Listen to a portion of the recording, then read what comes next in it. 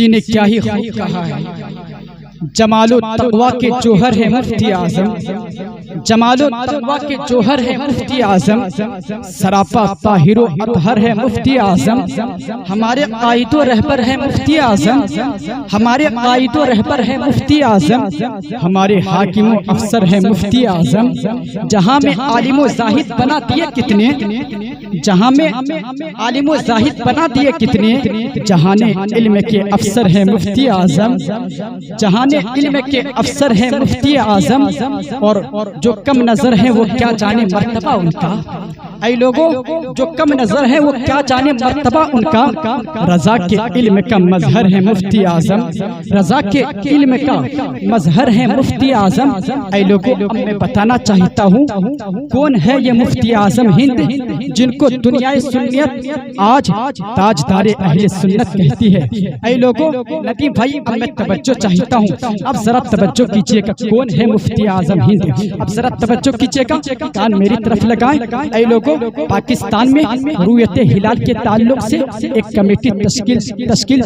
دی گئی تھی جس کے عہدیداران عیدین کے موقع پر خاص طور سے مشرقی اور مغربی پاکستان میں بذریعہ جہاز سے چاند دیکھنے کا اہتمام کرتے تھے۔ ایک مرتبہ عید کے موقع پر 29 رمضان کا چاند نظر نہ آیا، کمیٹی کے افراد نے سوچا چاند تو نظر نہ آیا، اس لیے جہاز کے ذریعے چاند کو دیکھا جائے۔ اے لوگوں اسی غرض سے جہاز کو اڑایا گیا اور مشرقی پاکستان سے مغربی پاکستان جاتے ہوئے انہیں چاند نظر آ گیا۔ ان لوگوں نے چاند دیکھنے کی اطلاع حکومت پاکستان کو دے دی، پھر حکومت کی جانب سے رویت کا اعلان کرا دیا گیا، مگر وہاں کے سنی علماء نے اس چیز کو ماننے سے انکار کر دیا۔ تو رویت ہلال کمیٹی کے لوگوں نے دنیا کے تمام اسلامی ممالک کے مفتیان کرام سے اس سلسلے میں فتویٰ مانگا اور ایک استفتاء بریلی شریف بھی روانہ کر دیا۔ دنیا کے سبھی مفتیان کرام نے رویت ہلال کی تصدیق کر دی، مگر بہر قربان ہو جاؤ حضور مفتی اعظم ہند کی محبتوں پر، علم پر۔ اے لوگوں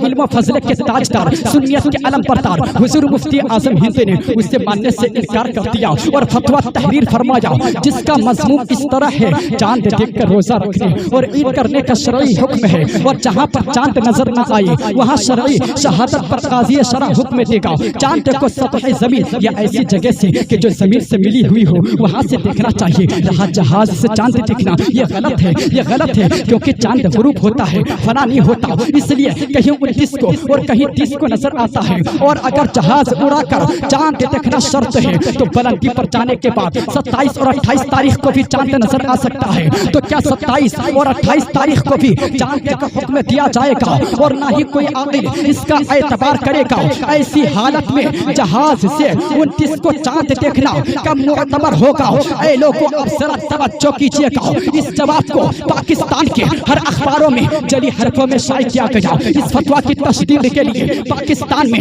اگلے مہینہ 27 اور 28 تاریخ کو حکومت کی جانب سے جہاز اڑا کر تصدیق کرائی گئی، تو حقیقت میں بلندی پر چاند نظر آیا۔ پھر حکومت پاکستان نے وہ فتویٰ مفتی اعظم کو تسلیم کر لیا اور ہلال کمیٹی توڑ دی گئی، اور دنیا کے تمام مفتیان کرام نے آپ کے علم و فضل کا لوہا مان لیا۔ اے جلسے میں آنے والوں تو آپ کو کہنا پڑے گا شہزادہ اعلیٰ حضرت مفتی اعظم ہند ہی نہیں بلکہ مفتی اعظم عالم تھے، اسی لیے تو میں کہتا ہوں جو کم نظر ہیں وہ کیا جانے مرتبہ ان کا، رضا کے علم کا مظہر ہے مفتی اعظم، اور میں تو ڈنکے کی چوٹ پر پوری دنیا میں اعلان کہتا ہوں، کہے جو مفتی اعظم وہی اختر رضا بولے، نہ بدلا ہے نہ بدلے گا کبھی فتویٰ بریلی کا۔